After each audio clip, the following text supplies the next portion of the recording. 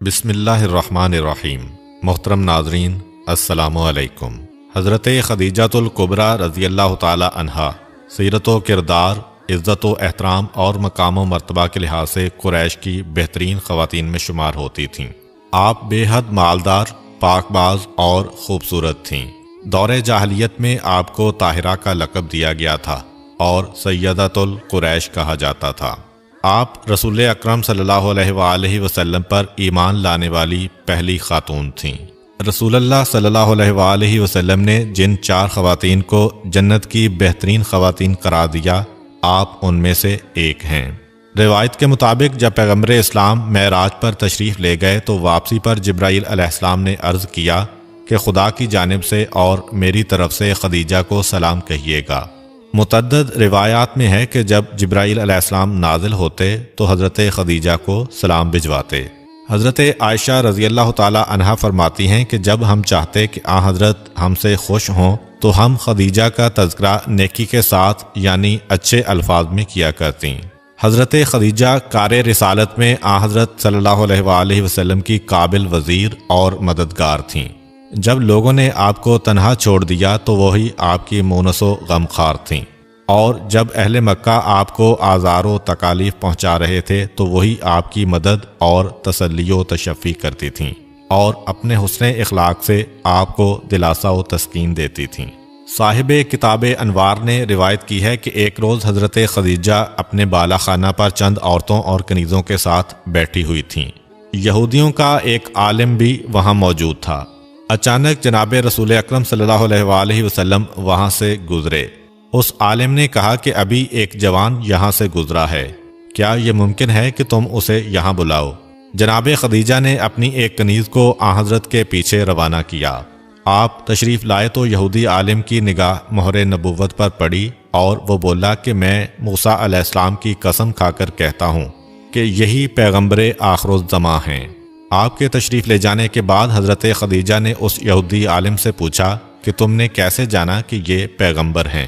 اس نے کہا کہ ان کے اوصاف میں نے تورات میں پڑھے ہیں، ان کے والدین ان کے بچپن میں وفات پا جائیں گے اور ان کے دادا اور چچا ان کی پرورش کریں گے، اور یہ قریش کی ایک ایسی عورت سے نکاح کریں گے جو اپنی قوم میں سب سے بلند مرتبہ، اپنے خاندان کی ملکہ اور صاحب تدبیر ہوگی۔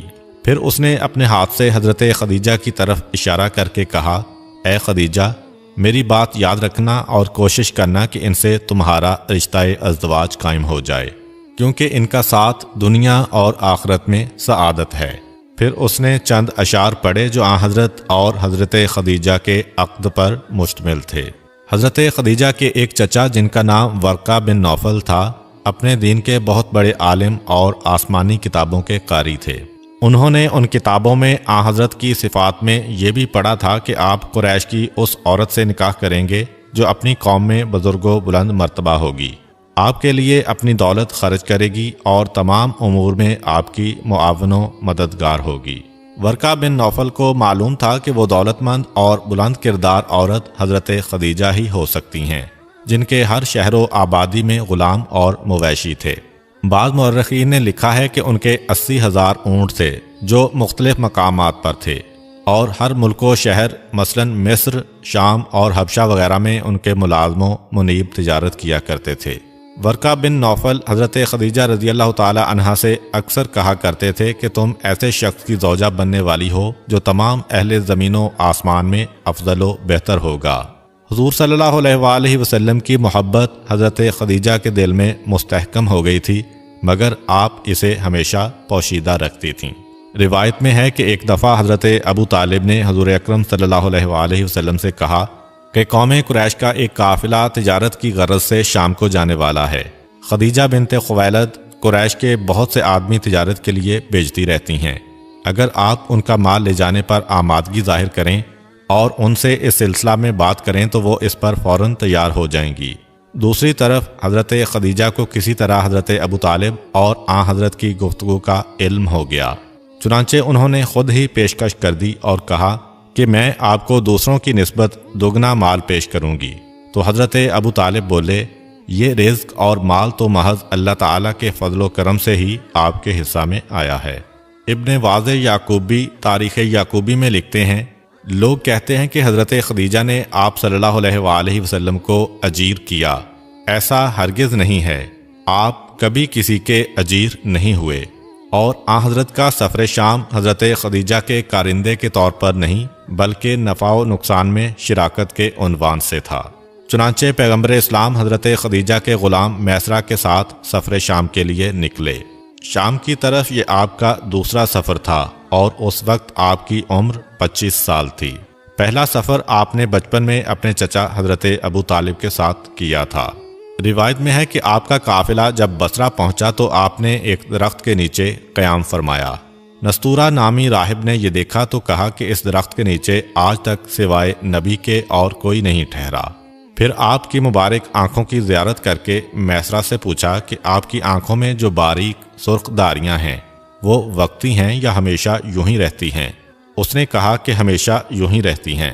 نستورہ بولا کہ یہ آخر الزمان نبی اور خاتم الانبیاء ہیں۔ سرور انبیاء نے شام میں مال تجارت فروخت کیا۔ ایک شخص نے کسی معاملے میں عداوت کرتے ہوئے کہا کہ لات و عزیٰ کی قسم کھائیے۔ آپ نے فرمایا میں نے کبھی ان کی قسم کھائی ہے نہ کبھی ان کی طرف رجوع کیا ہے۔ اس نے میسرہ سے کہا کہ بخدا یہ نبی ہیں اور ہمارے علماء ان کی صفات و علامات کو اپنی کتب میں لکھا ہوا پاتے ہیں۔ میسرہ دیکھتا تھا کہ دوپہر کے وقت جب گرمی عروج پر ہوتی تو 2 فرشتے آپ پر سایہ فگن ہوتے۔ اس نے یہ سارے عجائب یاد رکھے اور واپسی پر حضرت خدیجہ سے بیان کیے۔ الغرض آن حضرت نے سامان تجارت فروخت کیا اور آپ کی برکت سے منافع پہلے کی نسبت 2 گنا ہوا۔ آپ کی واپسی دوپہر کے وقت ہوئی۔ اس وقت حضرت خدیجہ اپنے بالا خانہ پر تشریف فرما تھیں۔ سرور دو عالم کو اس حال میں دیکھا کہ آپ اونٹ پر سوار ہیں اور 2 فرشتے آپ پر سایہ کیے ہوئے ہیں۔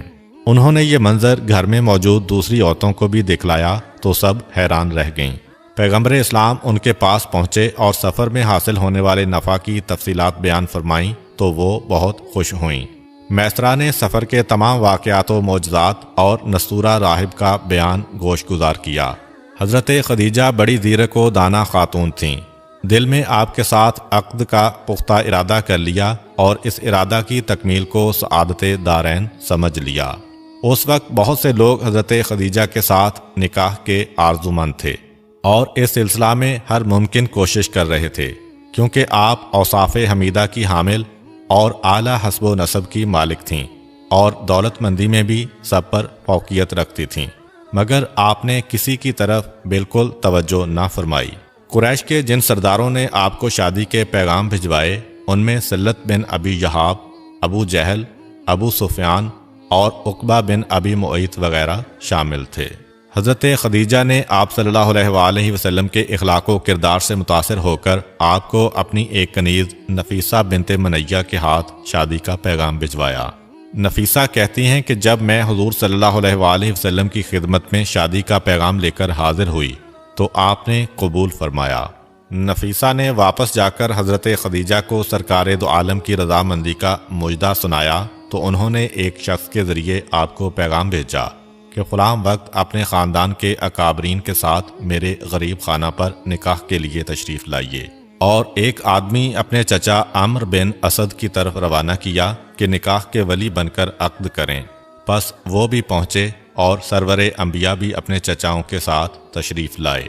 روایت کے مطابق اس وقت آپ کی عمر مبارک 25 سال اور حضرت خدیجہ کی 40 سال تھی۔ ابو الحسین بن فارس روایت کرتے ہیں کہ پیغمبر اسلام صلی اللہ علیہ وآلہ وسلم اور حضرت خدیجہ رضی اللہ تعالی عنہا کا نکاح پیغمبر اسلام کے چچا حضرت ابو طالب نے پڑھایا تھا۔ حضرت خدیجہ کا مہر 12 اونس سونا اور 25 اونٹ مقرر ہوا، جسے حضرت ابو طالب نے اسی وقت ادا کر دیا۔ یہ واقعہ 27 قبل از ہجرت اور 595 عیسوی کا ہے۔ روایت میں ہے کہ جب تک حضرت خدیجہ رضی اللہ تعالی عنہا زندہ رہیں، رسول کریم صلی اللہ علیہ وآلہ وسلم نے کوئی دوسرا عقد نہیں کیا تھا۔ یہ بھی واضح کر دیں کہ بعض لوگوں کا یہ کہنا بے بنیاد اور غلط ہے کہ حضرت خدیجہ نے حضور کے عقد میں آنے سے پہلے 2 شادیاں کی تھیں اور دونوں خاوندوں سے آپ کی اولاد بھی تھی۔ ابن شہر آشوب کہتے ہیں کہ احمد بلازدی، ابو قاسم کوفی، ابو جعفر اور مرتضیٰ نے اپنی اپنی کتاب میں نقل کیا ہے کہ رسول اللہ نے جب حضرت خدیجہ سے شادی کی تو وہ باکرہ یعنی کنواری تھیں۔ حضرت خدیجہ کے پہلے سے شادی شدہ اور صاحب اولاد ہونے کا شوشہ ممکن ہے انہی لوگوں کا چھوڑا ہوا ہو جن کے آباء و اجداد نے ہر ہیلہ کیا کہ کسی طرح عرب کی سب سے زیادہ خوبرو، زیرک و دانا اور مالدار خاتون کے ساتھ رشتہ ازدواج قائم کر سکیں، مگر وہ اپنے عزائم میں کامیاب نہ ہو سکے اور اپنی ناکامی کو اپنے لیے باعث رسوائی سمجھنے لگے۔ چنانچہ جب وہ در نایاب 40 سال آغوش صدف میں رہنے کے بعد تاج رسالت کی زینت بنا تو یہ لوگ اس کی تابندگی ماند کرنے کی کوشش ناکام میں آپ کے شادی شدہ اور صاحب اولاد ہونے کا پروپیگنڈا کرنے لگے، اور اس کی دلیل ان لوگوں کے نزدیک آپ کی 40 سالہ عمر ہی تو ہے۔ چنانچہ ان کے حساب سے آپ کی پہلی شادی نوجوانی میں ہوئی مگر آپ بیوہ ہو گئیں، پھر دوسری شادی ہوئی، پھر بیوہ ہو گئیں، حتیٰ کہ 40 سال کی عمر میں پہنچ گئیں تب آپ نے حضور کے ساتھ عقد کیا۔